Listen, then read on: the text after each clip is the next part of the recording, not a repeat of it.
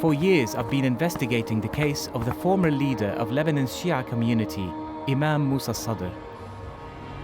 In 1978, he mysteriously disappeared. In 2011, my colleague was tipped off about a secret morgue in Libya. There he found a body with features that resembled the Imam. Could this be the face of Musa al-Sadr? Has dramatic new evidence solved a decades-long mystery? It's a story so sensitive that our BBC team was imprisoned and interrogated for 6 days when filming in Libya.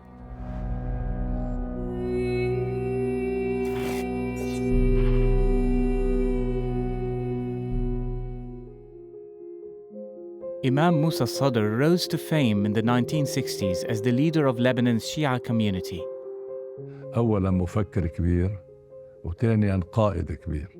وجدت أنه حركته هي حركة حقوق الإنسان، حركة المحرومين، وأشبه بحركة مارتن لوثر كينغ لحد ما، يعني هذه كانت لون بينما هذه كانت عملية حقوق وحرمان. Musa al-Sadr spoke out on behalf of the poor, no matter what their religion. كانت علاقاتي جيدة مع الطوائف الأخرى، وكنت أسعى لخدمة الفقير المسيحي في سور كما كنت أعمل لخدمة الفقير المسلم بعيد عن الطائفية. But Sadr's campaign upset members of the powerful Shia elite as well as leftist hardliners. He made a fateful journey to Libya in August 1978, a trip from which he never returned. I'm meeting Qasim Ahmedi, a Beirut-based journalist. He was in Libya during the uprising against Colonel Gaddafi in 2011. ليبيا كانت دولة يعني مسكرة للصحفيين، ما حدا بيعرف، لا يعني حتى أسماء الوزراء ما بنعرفهم جوا، يعني بنعرف معمر قذافي. بيجينا خبر من المعارضين هناك إنه في وزير بده يجي هلا بده يعلن استقالته، إنه هذا الشخص هو مصطفى عبد الجليل وزير العدل الليبي. قل له أنا في موضوع تاني بدي أسألك عنه، هو موضوع إمام الصدر. The Minister of Justice told Qasim the Libyan authorities had concocted a story that Sadr had left Libya and gone on to Italy. Then, the Minister of Justice delivered a bombshell. ثاني يوم وثالث يوم زور أنه هو ماشي لإيطاليا، وزوروا أوراقه وقتلوه داخل السجن. هل كان القذافي على علم بكل شاردة وواردة؟ القذافي هو الأول هو الأخير في كل القرارات. Libya's former justice minister was saying Sadr had been murdered on Gaddafi's orders. But Qasim then tells me something equally astonishing. أنا من شبكة العلاقات اللي معي على الأرض بيجي أحد الأشخاص اللي بيتعاون معي بيقول لي إنه اليوم لقوا براد في جثث، وهاي الجثث بعد ما حدا مختص كشف عليها أكد إنه عمرها أكثر من 30 سنة، ونحكى عم بيقول هو ضمن المعلومات اللي هيدا إنه ممكن يكون جثمان موسى الصدر بيناتهم. باخد أنا سيارة وبروح المساء يعني قبل الغروب بشوي، وبروح على هالمكان. غرفة مقفلة ومحطوط عليها، حطوا عليها حدا مثل الحرس. An attendant showed Qasim the morgue. Qasim filmed their conversation. نحكى انه ممكن موسى الصدر كان بيناتهم، هل سمعت هذا الخبر؟ الناس اللي جو يدوروا في الحالات هذه اهلهم قالوا ممكن يكون فيها، مش معروف. شفت اذا موسى الصدر؟ انا ما نعرفش صراحه. الوجه مبين؟ في دي وجه مبين، في دي طول الزمن مش توا نشوفه، فينا نشوفه عادي ما في مشكله. تعال شوف. Sadr was unusually tall. One of the bodies seemed to match. Qasim took a photo. فأنا شغلتين لفت لي نظري فيها، أول شيء الملامح واللون والشعر، وتاني شيء إنه تم إعدامه هيدا. ليك كأنه عوص. أي على الأرجح إعدام، مبينة يعني مبينة. هاي بتفيت رصاصة من راسه من رقبته وضرب واحد، يعني إعدام. وأنت ليش بدك تحتفظ بجثة أكثر من 30 سنة إذا ما كان إلها أهمية؟ It was an extraordinary story, but I was skeptical. This photo was all we had to go on. A team at Bradford University has been developing a unique algorithm. It's called deep face recognition, and it identifies complex similarities between photographs. It's been tested on millions of images and has proven to be extremely reliable and has been used in various international investigations. Oh yeah. Nice to meet you. The algorithm is designed to identify people from imperfect images, like the one Qasim had taken in the morgue. So here's one of the pictures, and then there's Have a look. another one. Let's go to my lab and we can try this, yeah?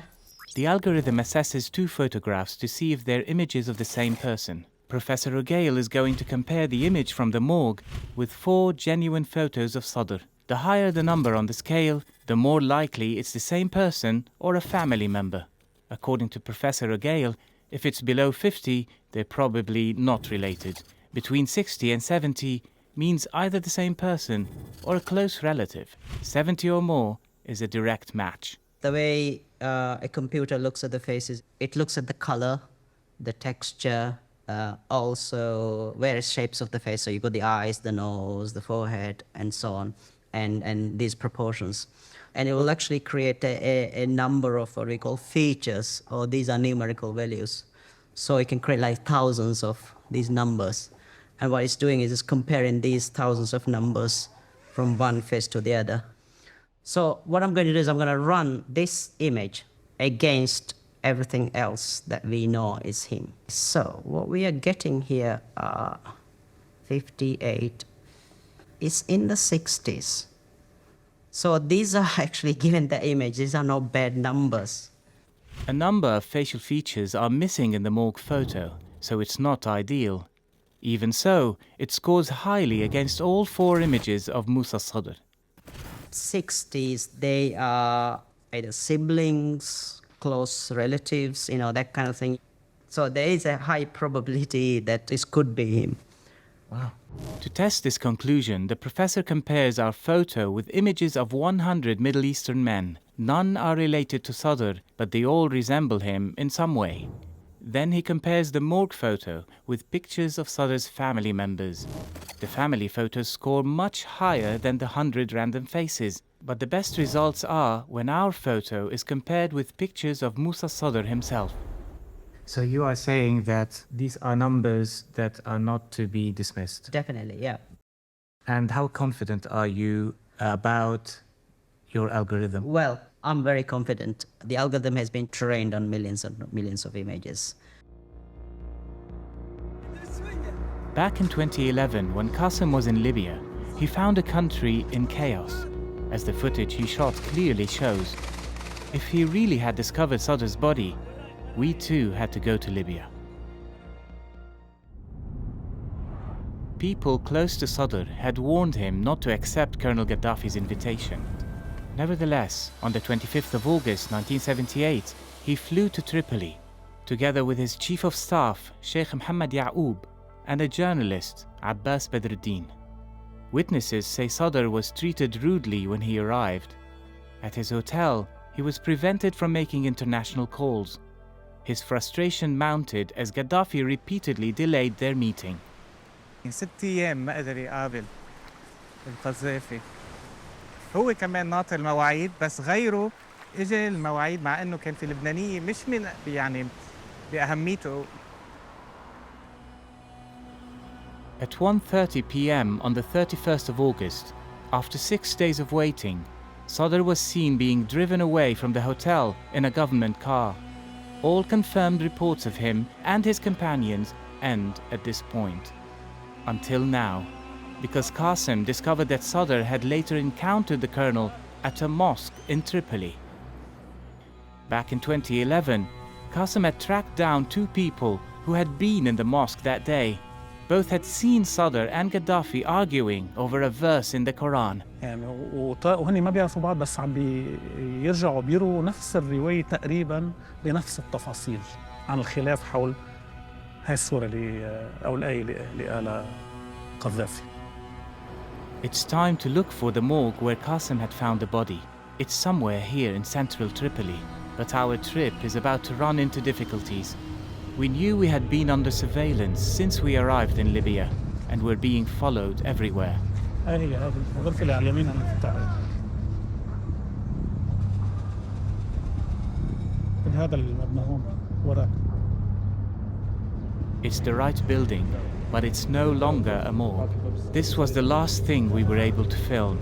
Shortly after, we were told our filming permits had been revoked. The next day, we were seized and taken to a secret prison, held in solitary confinement and accused of spying. We were blindfolded, repeatedly interrogated, and told no one could help us. Our captors said we'd be there for decades. We spent a traumatic 6 days in detention.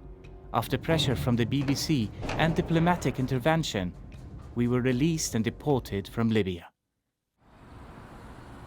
A year later, the core team reconvenes in London. Myself, Qasim, the cameraman Namak Khoshnau, and the director, Tom Roberts. We share our experiences of imprisonment and interrogation. An artist is recreating the faces of our jailers. During the 6 days, in each interrogation, they asked me, who were your sources in Libya? Who helped you to know about the al-Sadr, to the mosque, to the morgue? They were not young people. Yeah, they were above 45 or 50, 55, even 60. Even 60. The last day, they put me in a car alone with the driver, yeah? He tried to be nice to me. He asked me, you have been to Libya before? I said, yes, I have been to Libya before many times. I covered the revolution here. He said, oh, we don't say revolution, because we were on the other side. We're against the revolution. I said, aha, so you belong to the old regime. He said, yeah, we belong to we are back. Our interrogators had told us they knew about the secret morgue. They said the employees Qasim met were now dead. Perhaps they also know where the body is. We had paid a heavy price for this investigation. It was disturbing to feel we'd become part of the story. Had we come too close to the truth? This is the annual rally held by Amal, the organization Sadr founded in the 70s. Today, it's a powerful party of the Lebanese Shia, and every year, its leaders call for the Imam's return. They refuse to accept he might be dead, even though there's never been any evidence he's still alive. If he were, he'd now be 97 years old. Nabih Berri, Amal's leader and Speaker of Lebanon's parliament, presents his party's line. كافة اللقاءات والتحقيقات التي أجريت إنما على العكس ثمة ما يمكن تأكيده أن الإمام الصدر ورفيقيه وحتى فترة وجيزة قبل سقوط النظام الليبي كانوا ينتقلون إلى أقبية السجون الليبية. Amal say there's no material proof that Sadr was killed, even though Qasim gave them evidence that may be compelling. Back in 2011, he had managed to take a sample containing DNA from the corpse in the secret morgue. A match with a member of the Sadr family would prove beyond doubt whether the body was that of Musa Sadr.